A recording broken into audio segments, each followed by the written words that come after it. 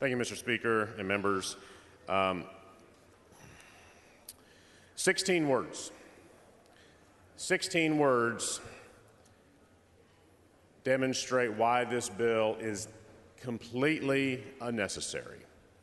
And because it is unnecessary, it is demonstrably about politics and not about policy. Let me read you those 16 words. Congress shall make no law respecting an establishment of religion or prohibiting the free exercise thereof. That's the first 16 words of the First Amendment to the U.S. Constitution. Enacted in 1791. For 228 years, the First Amendment to the United States Constitution has protected the freedom of religion, the freedom of speech, the freedom of the press, the freedom of the right for people to peaceably assemble, and the right to petition their government. It is a model across the world for what human rights should be as enforced by government. And so when you look at the First Amendment, it prohibits the government from making any law respecting the establishment of religion, but it not only prohibits the government from establishing a religion, it also prohibits the government from taking actions that unduly favor one religion over another. And that test has stood for more than 2 centuries. And so when we talk about religious liberty and some of the rhetoric we heard yesterday on this bill, I think it's important to recognize that the freedom of religion or religious liberty has been used over time to justify discrimination. That is a fact. It has been used over time to justify opposition to interracial dating or marriage. It has been used as justification is used as a justification for slavery. Mr. Speaker. All of these things. Representative Schaefer, for what purpose? Will the gentleman yield for Will the gentleman yield for questions? Not at this time. Not at this time, Mr. Schaefer. Religious freedom at different times in our nation's history has been twisted to justify discrimination, justify slavery, and other things that today all of us, I know, would say are completely unacceptable. But I think that is the position we find ourselves in again today, where religious liberty is being used to justify discrimination.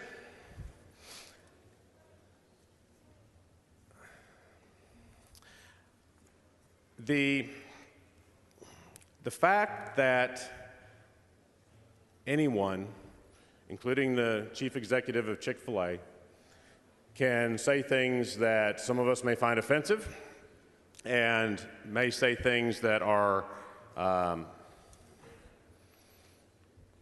discriminatory, he has that right. That right is protected under the First Amendment to the United States Constitution.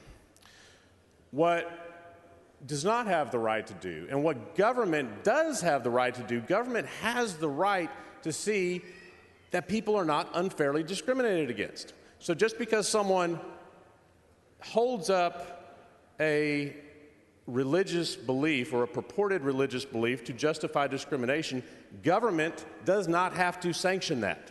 Just like government didn't sanction people who were outwardly racist and racially divisive in the name of religious liberty, government does not sanction that, nor should we. We should not do it in this case on the issue of LGBTQ equality.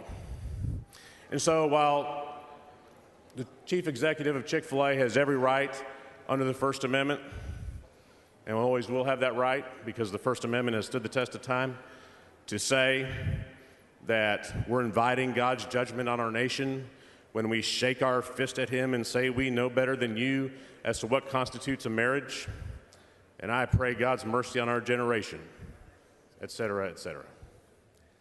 He has every right to say that. We are not obligated to sanction it, however. Mr. Speaker. And I would Schaefer, say, for what purpose? Will the gentleman yield for Will the some gentleman Not at this yield? time. Not at this time, Mr. Schaefer. And I would just say to all those out there who agree with Mr. Cathy that for those of us who have had the pleasure, the honor, the joy of attending a same-sex marriage, as I did for a member of my family a few years ago, no one was shaking their fist at God. It was a celebration of love, commitment, and joy.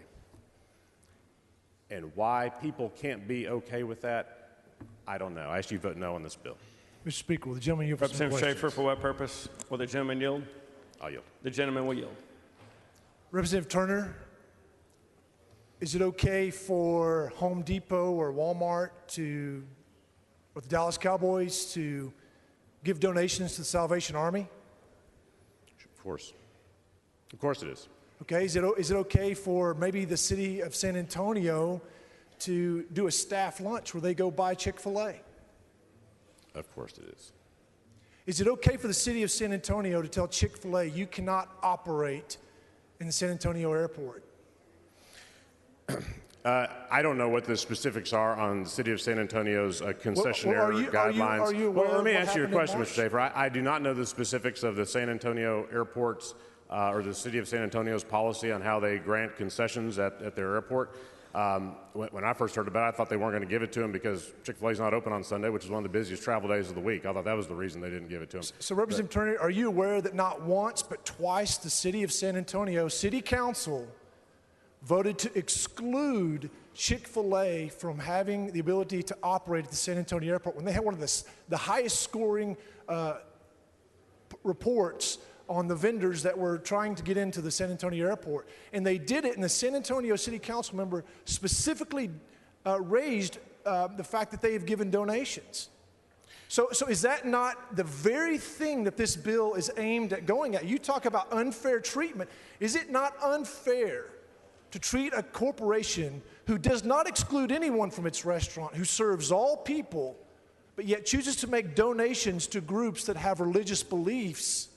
Is it not unfair for the government to exclude them from a public accommodation? Mr. Schaefer, I do not know the specific grounds that the city of San Antonio rejected that company's application. It's a matter of public record, Well, Representative Turner. I don't doubt you on that. I do not know specifically what the reasons were for the entire council versus maybe the viewpoint of one council member who spoke on the issue. But I will tell you this, that this bill that we have before us doesn't affect just the city of San Antonio, it doesn't affect just one company, it affects our entire state. And we have 28 million people in this state, many of whom are LGBTQ, and this bill marginalizes them.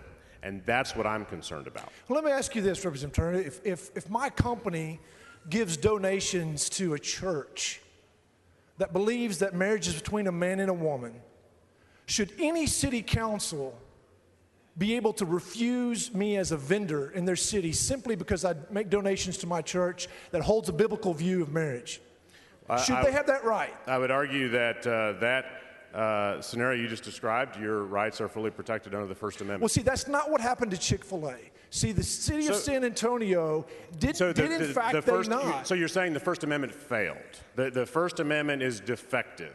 And so therefore we need to bring a bill to rectify the First Amendment, and we're here to improve upon it 200 plus years after it was adopted. Obviously, the city of San Antonio chose to ignore the religious freedom of a business. And if they can do it to a large corporation like Chick-fil-A, can they not do it to a mom and pop? Well, can they not do it to a baker, to a florist? Can they not do it to someone who's Schaefer, just providing citizens? what I would say to that is that if that is what Chick-fil-A believes happened, or any company, they have the right to go to court, as defined in our Constitution, argue that their First Amendment rights were violated, and they can seek a judgment from the court, and that's the way it's been for more than 200 years. What we do not need to do is bring legislation to this floor, to this body, specifically aimed at marginalizing the LGBT community. That is what this bill is about. Is it not the sacred role and duty and responsibility of the legislature as elected members of this body to protect the rights of our citizens, and the First Amendment being the chief among them,